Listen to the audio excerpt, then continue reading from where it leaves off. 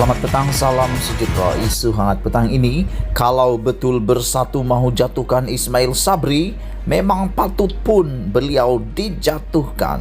Berita sepenuhnya. Kata bekas Perdana Menteri Najib Razak, Bersatu kini sedang menyusun propaganda untuk menumbangkan Perdana Menteri Ismail Sabri Yaakob. Beliau berkata objektif utama mereka berbuat demikian adalah untuk mengembalikan Mahyadin Mat Yassin sebagai Perdana Menteri. Beberapa page propaganda PPBM-PN telah pun memulakan serangan bertubi-tubi ke atas Ismail Sabri.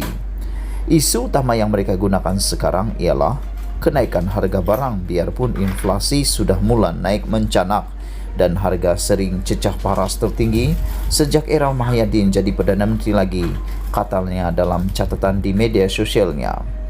Paling membimbangkan, tambah Najib, ialah kerana menteri-menteri dalam kerajaan Ismail Sabri yang bertanggung jawab mengatur dasar ekonomi, pertanian, keuangan, perladangan yang mempengaruhi harga barang-barang, khususnya makanan, adalah datang daripada parti yang mahu menumbangkan Perdana Menteri itu.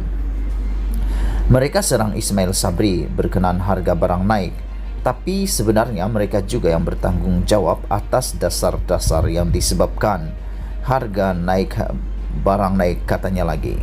Hakikatnya inilah realiti kerajaan keluarga huru-hara yang ada sekarang ini.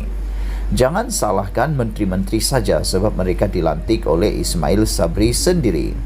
Kalau menteri-menteri yang mengatur ekonomi, pertanian, keuangan dan perladangan datang daripada Bersatu, bukanlah Perdana Menteri yang melantik mereka. Gagal mereka bermakna gagalnya Ismail Sabri. Lagipun ikan busuk bermula daripada kepala.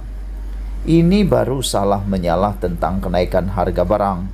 Esok lusa entah berkenaan isu apa lagi mereka akan berbala.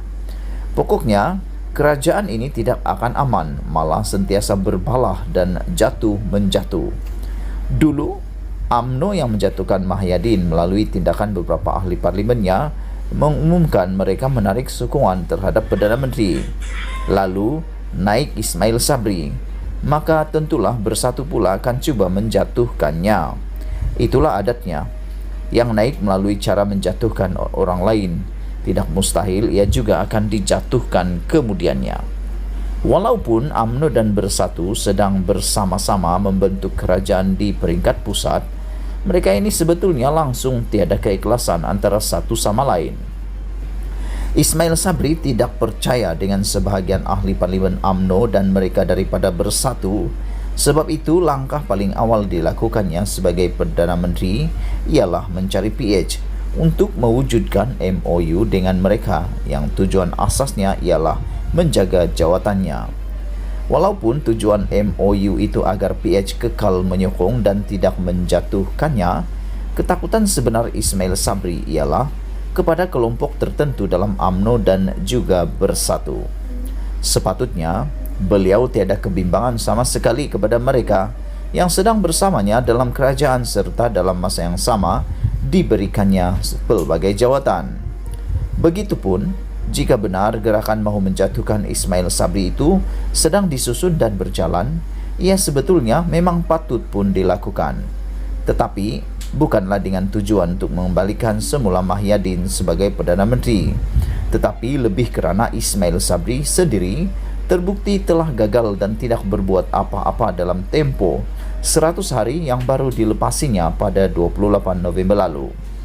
Kalau Mahyadin dianggap sebagai Perdana Menteri yang gagal, lalu kemudian dijatuhkan hanya setelah 17 bulan, Ismail Sabri jauh lebih gagal lagi kerana dalam tempo 100 hari saja sudah merata-rata ternampak kegagalannya. Sebagaimana telah ditulis sebelum ini, tempo 100 hari pemerintahannya hanya mampu membuktikan satu perkara. Seperti Malaysia ini tidak ada Perdana Menteri keadaannya. Kecuali jika kita mahu terus hidup tersiksa melihat negara tidak berubah dan harga barang terus naik mencanak tanpa sebarang tindakan segera dilakukan, seolah-olah kita tidak mempunyai kerajaan dan tiada Perdana Menteri, barangkali ia adalah satu-satunya alasan untuk membiarkan Ismail Sabri bertahan lebih lama sebagai Perdana Menteri. Ditulis oleh Sahbuddin Hussein dipetik dari sahbudin.com. Sekian isu hangat petang ini. Jangan lupa tinggalkan komen Anda, tekan butang subscribe, dan kita jumpa lagi. Bye-bye.